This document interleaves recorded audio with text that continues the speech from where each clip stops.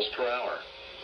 Where? Osage, Washington, OK, Nowata, Craig, Ottawa, Pawnee, Tulsa, Rogers, and Creek counties.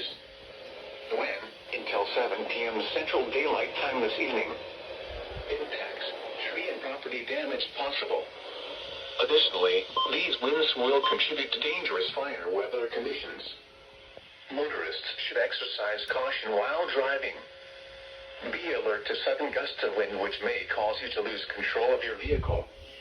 Extra attention should be given to crosswinds and on bridges and overpasses.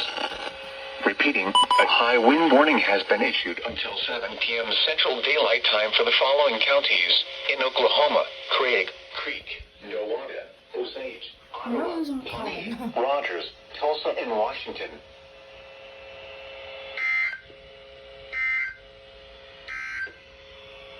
The current time is 1:20 p.m. Central Daylight Time. Wow. At 1 p.m. at the Tulsa International Airport. Not expecting that.